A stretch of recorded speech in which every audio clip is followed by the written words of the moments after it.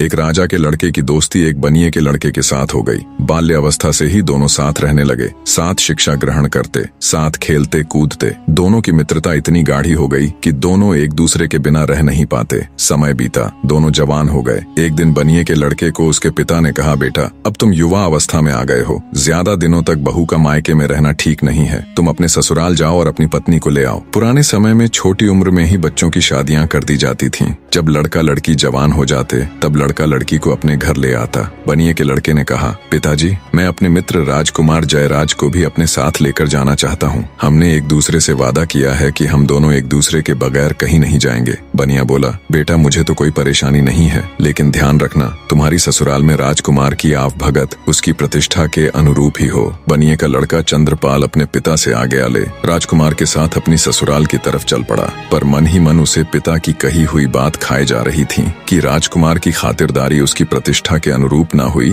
तो कहीं उसे बुरा न लग जाए। रास्ते में एक देवी का मंदिर पड़ता था। मान्यता थी कि वहाँ जो कोई कुछ भी मांगता उसकी मुराद पूरी हो जाती। बनिया और राजकुमार भी जब मंदिर के सामने पहुँचे तो वो भी मंदिर में देवी दर्शन के लिए चले गए। चंद्रपाल ने मन ही मन हाथ जोड़ देवी से प्रार्थना की, हे देवी मेरे लिए मेरे मित्र से बढ़कर कुछ भी नहीं है। मेरी ससुराल में उसकी आव भगत उसकी प्रतिष्ठा के अनुरूप ही हुई तो वापस लौटते समय मैं आपको अपना सिर भेंट कर दूंगा। दोनों चल पड़े और कुछ समय की यात्रा के बाद चंद्रपाल यानी बनिए के लड़के की ससुराल पहुंच गए। चंद्रपाल का ससुर अपने शहर का बहुत बड़ा जाना माना साहूकार था। उनके पास किसी चीज की कोई कमी नहीं थी। उन्होंने अपने दामाद और उसके मित्र की खूब अच्छे से खातिरदारी की और 15 दिनों तक उन्हें जाने नहीं दिया तथा बड़े मान सम्मान के साथ उनकी आवभगत की, जिससे चंद्रपाल और राजकुमार बहुत प्रभावित हुए। 16वें दिन चंद्रपाल के बहुत कहने पर उन्होंने बड़े आदर सत्कार सहित अपनी बेटी के साथ उनको विदा कर दिया। रास्ते में राजकुमार ने अपने मित्र के आगे उसके ससुराल वालों की बड़ी प्रशंसा की। चलते चलते जब वे देवी के मंदिर के सामने पहुंचे तो बनिए का लड़का अपनी पत्नी और मित्र को थोड़ी देर रुकने के लिए कह मंदिर के अंदर चला गया और अपनी प्रतिज्ञा अनुसार उसने अपना सिर काटकर देवी के चरणों में अर्पित कर दिया। जब बहुत देर तक वो नहीं आया